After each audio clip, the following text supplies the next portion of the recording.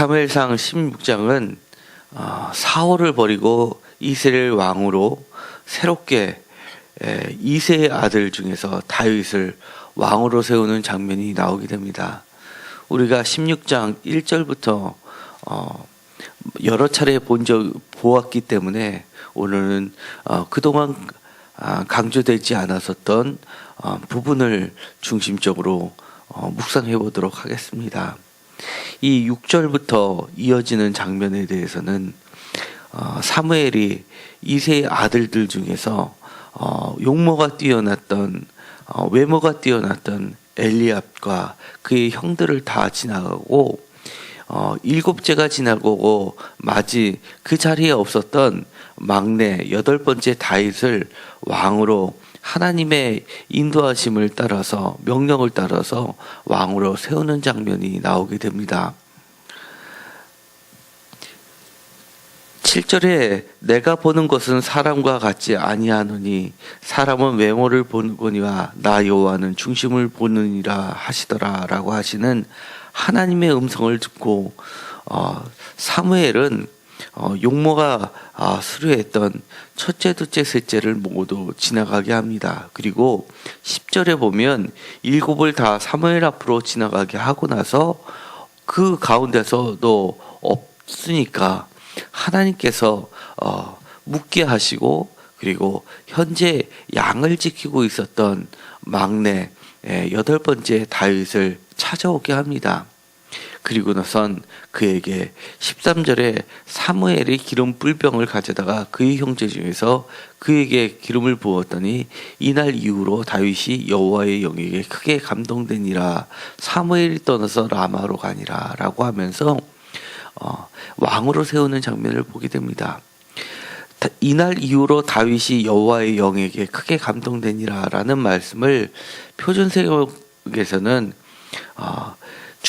그러자 주님의 영이 그날부터 계속 다윗을 감동시켰다라고 번역하고 있습니다. 계속이라는 말이 매우 중요합니다. 개역개정에서는 사실 이 말이 빠져 있지만 이것은 지속적으로 하나님의 영이 함께 하셨음을 나타내는 말로서 매우 중요한 숨은 뜻이 되게 됩니다. 다윗을 뽑는 데 있어서 나타내는 표현 방식이 몇 가지가 들어가게 되는데 제일 먼저 지적했던 것은 바로 7이 지나가고 8번째 아들로서 표현하고 있습니다. 성경에 보면 이 7이라는 특별히 7 아들을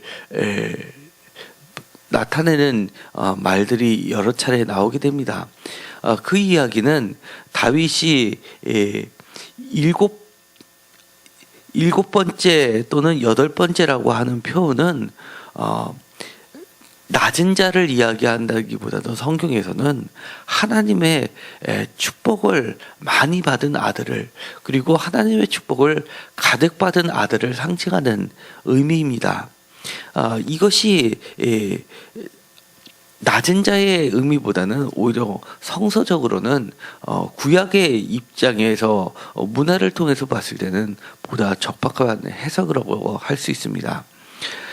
오늘 다윗은 7이 다 지나가고 8번째로 소개하고 있는데 이것은 바로 이어지는 장에서도 마찬가지로 그렇게 표현하고 있습니다.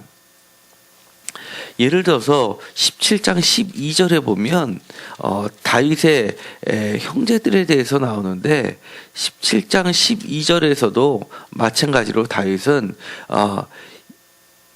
17장 12절을 다 같이 읽도록 하겠습니다. 다윗은 유다 베들레헴 에브라 사람 이새라 하는 사람의 아들이었는데 이새는 사울 당시 사람 중에 나이가 많아 늙은 사람으로 8 아들이 있는 중이라고 되어 있습니다.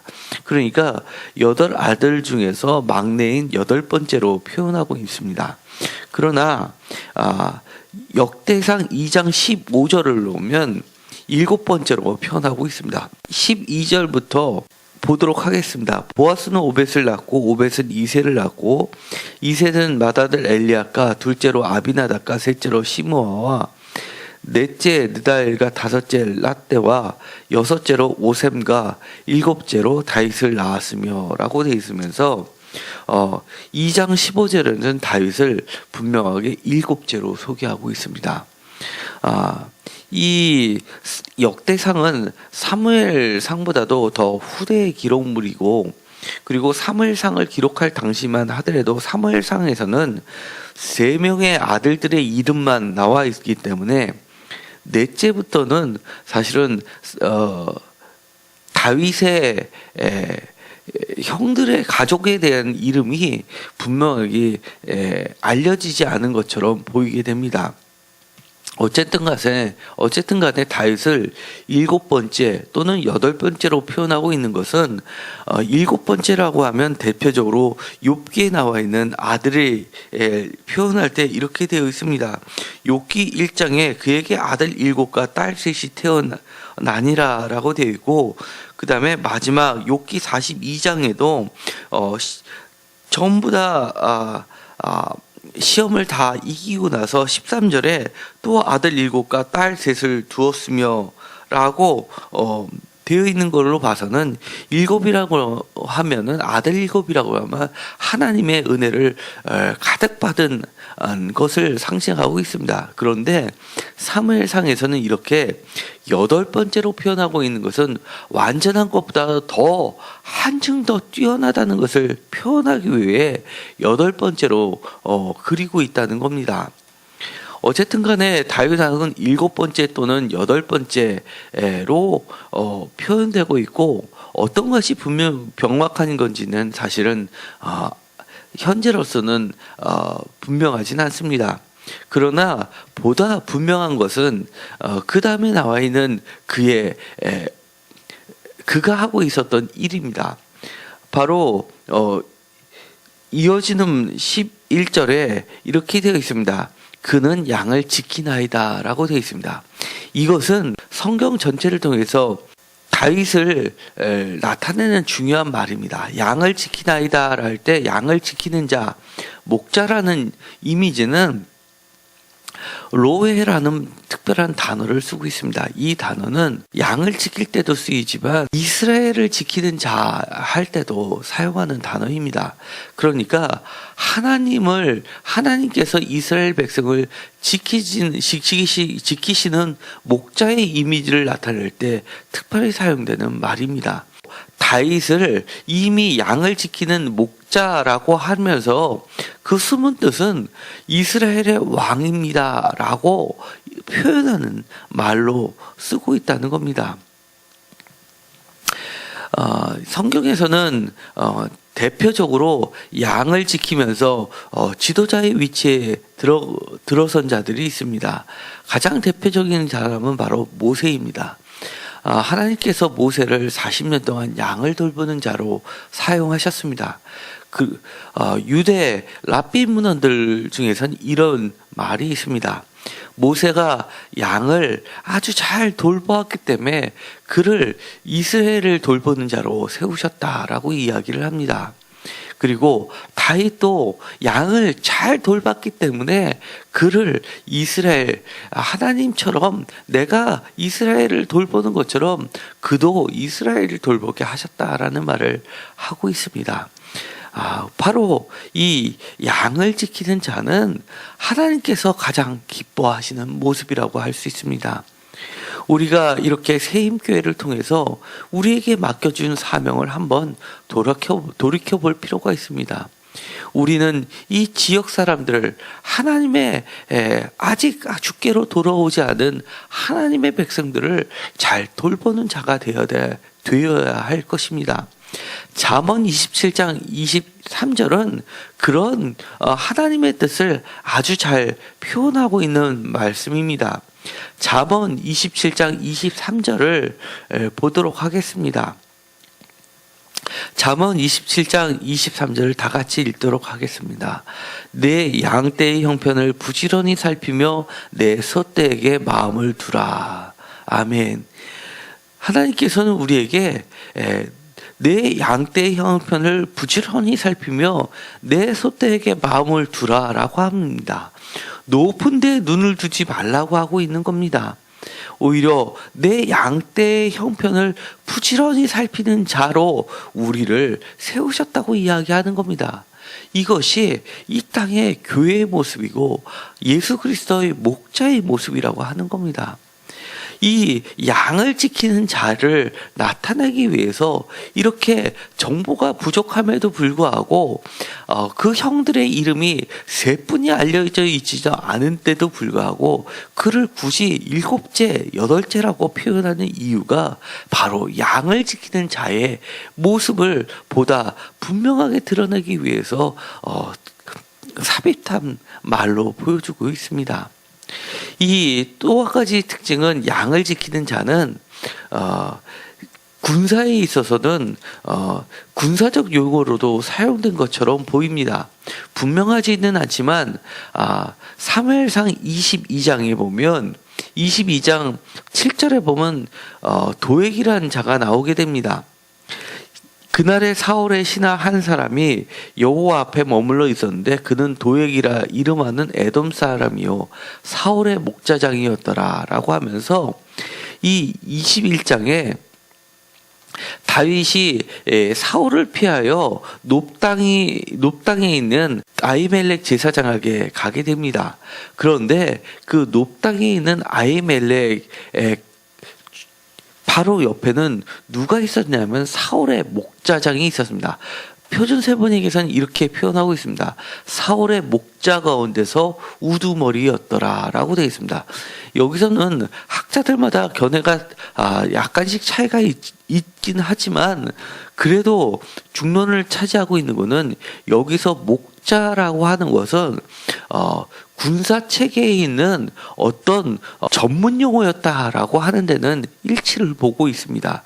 그러니까 사울의 재산 중에서도 양들 왕의 재산을 돌보는 자 중에서 특별히 군사 체계 중에서 굉장히 능력이 뛰어난 장수격을 바로 목자라고 부르고 있다는 겁니다. 공교롭게도 이 다윗을 17장에서는 사울의 무기 드는 자로 바로 채용하는 것을 보게 됩니다. 21절에 보면 다윗 사울에게 이르러 그 앞에 모셔섬에 사울이 그를 크게 사랑하여 자기의 무기를 드는 자로 삼고라고 하면서 기름 부음과 동시에 그 같은 장에서 다윗을 사울과 맺어지는 인연을 바로 무기를 드는 자로 표현해서 이 양을 지키는 자가 결국은 무기를 드는 자. 그러니까 여기서 무기를 드는 자가 요나단에서도 나와 있던 것처럼 수호무사처럼 표현하고 있지만 뒤에 있는 표현을 빌려보자면 굉장히 높은 직급의 군사 체계에서 장군의 역할을 하게 되는 자로 표현하고 있는 겁니다. 그러니까 양을 열심히 지켰더니만 하나님께서 그를 이스라엘의 양을 지키는 자로 삼기도 하시고 또 사울에게 있어서도 여러 목자들 중에서도 아주 높은 위치에 일을 맡기셨다라는 것을 보여주게 되는 단어이기도 합니다. 이처럼 우리가 우리의 양떼를 돌보는 일, 그것은 결코 작은 일이거나 하찮은 일이 될 수 없다는 것을 이야기하는 겁니다. 우리가 최선을 다해서 우리에게 맡겨진 양을 돌보는 자, 이것은 하나님에게 있어서는 그 하나님의 군사체계에 있어서는 상당히 높은 장군의 역할이기도 하고 하나님의 마치 수호무사 같은 그런 역할이기도 하며 또 하나님의 장수이기도 하다는 사실을 우리에게 알려주는 매우 중요한 단어입니다. 오늘은 창립 1주년을 맞이해서 특별히 이 새벽에 우리에게 맡겨주신 그 소명을 깨닫는 시간이 되었으면 좋겠습니다. 이 양을 지키는 자의 사명을 우리가 최선을 다해서 수행하는 그런 하나님의 은혜를 가득 입은 자가 되기를 간절히 소망합니다. 우리 위에는 하나님이 영이 크게 감동해서 맡겨주신 날부터 계속해서 끊임없이 하나님의 영이 함께 하시기를 간절히 소망합니다. 기도하고 마치기로 하겠습니다. 하나님 감사합니다. 우리에게 귀한 직분을 맡겨주셨습니다. 양을 지키는 자의 사명을 주셨습니다. 우리가 높은 데 마음을 두지 않게 하시고 우리의 맡겨주신 양떼를 살피고 그 소떼를 살피는데 최선을 다할 수 있게 하여 주옵소서. 이 일은 결코 낮은 하찮은 일이 아니라 정말 하나님의 귀한 직분이라는 것을 깨닫게 하여 주시옵시고 우리 주변에 낙심한 자 그리고 시당에서 주저앉은 자들을 격려하면서 그들을 바로 세우는 자들이 되게 하여 주옵소서. 예수님의 이름으로 기도드렸습니다. 아멘.